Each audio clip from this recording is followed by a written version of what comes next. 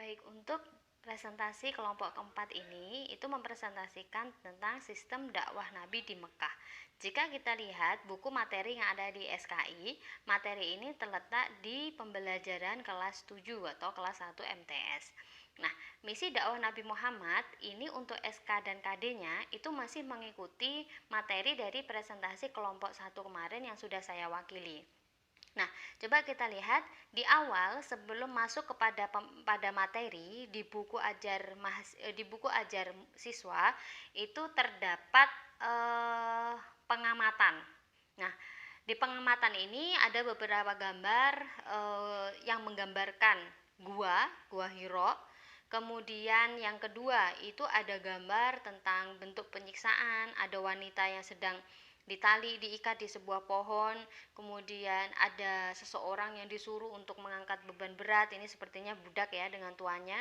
Kemudian yang ketiga ada gambar semacam orang yang sedang disiksa atau seorang budak juga. Nah, di sini sebenarnya di pengamatanku ini itu menuntut siswa untuk kemudian mengembangkan psikomotoriknya, yaitu kemampuan untuk menganalisis suatu gambar yang kemudian dari gambar itu nanti akan merefleksikan materi yang ada di buku selanjutnya atau di kontennya, pemahaman isinya. Nah, setelah melakukan pengamatan kemudian muncul beberapa pertanyaan. Karena pengamatan pasti macam-macam ya.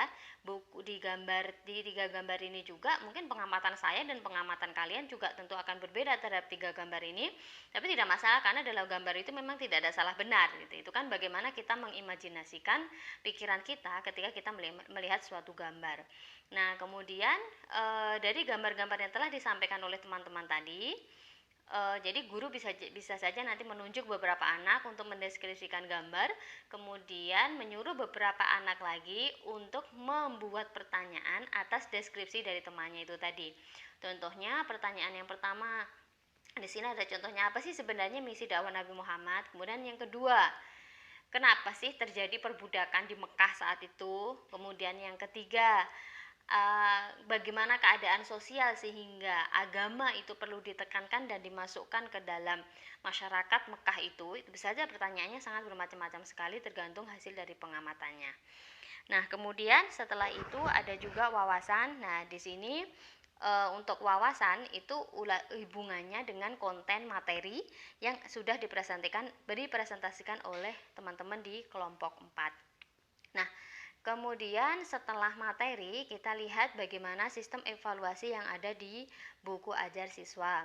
Oke, di sini ada aktivitas. Di aktivitas itu sistemnya menggunakan pembelajaran kelompok ya. Jadi diminta untuk membuat 5 kelompok besar, kemudian melakukan diskusi.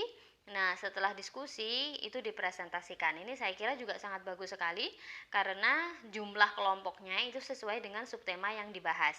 Nah, nanti ketika kalian mengajar kemudian menyuruh anak-anak untuk berkelompok dan satu anak membahas satu subbab, itu kemudian dipresentasikan satu persatu ke depan, tentunya akan menambah pemahaman anak-anak terhadap materi.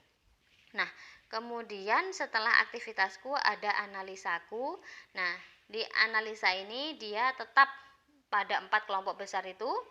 Kemudian diminta untuk mengkomparasikan antara keadaan Mekah sebelum Islam dan kondisi masyarakat Indonesia sekarang. Ini saya kira juga sangat bagus sekali. Jadi bagaimana kita bisa menghidupkan sejarah masa lalu yang bisa kita ambil di masa kini. Apa yang bisa kita pelajari dari sejarah yang terjadi di masa Mekah itu. Nah, di sini ada beberapa analisa tentang apa sih persamaan kondisi kepercayaan masyarakat Mekah sebelum Islam dengan kondisi masyarakat Indonesia sekarang. Ada nggak kira-kira perbedaannya? Ada nggak persamaannya? Seandainya contohnya di Mekah awalnya agamanya adalah agama Hanif, kemudian mereka menyembah berhala. Nah, di Indonesia terjadi nggak hal seperti itu? Contohnya di Indonesia agamanya memang memiliki kepercayaan 6 agama, tapi ada juga kepercayaan-kepercayaan lain di luar 6 agama tersebut, atau bertauhid ibadah kepada Allah tapi masih percaya kepada batu akik, kepada ramalan dan lain sebagainya. Yaitu merefleksikan apa yang terjadi di masa lalu dengan kondisi di Indonesia saat ini. Nah, kemudian setelah analisaku ada refleksi. Nah, refleksi ini sebenarnya lebih kepada overview secara umum, pemahaman dari awal, kemudian dari yang disampaikan oleh guru, kemudian dari presentasi teman sekelas, kemudian analisaku, kemudian kita melakukan refleksi. Oh, ini loh misi dakwah Nabi Muhammad. Oh, ini loh pengaruh dan manfaatnya bagi kita untuk mempelajari tema misi dakwah Nabi Muhammad di Mekah ini. Kemudian nomor 3 ada action plan juga. Apa sih rencana yang kita lakukan setelah kita mempelajari tema ini? Apakah kita akan tetap seperti ini atau kita mengikuti jejak Nabi Muhammad ketika dakwah di Mekah? Ketika dakwah di Mekah, Nabi Muhammad benar-benar mengalami penindasan, kemudian penolakan, tetapi Nabi Muhammad tidak berhenti sampai di situ, justru semakin kuat dalam berdakwah.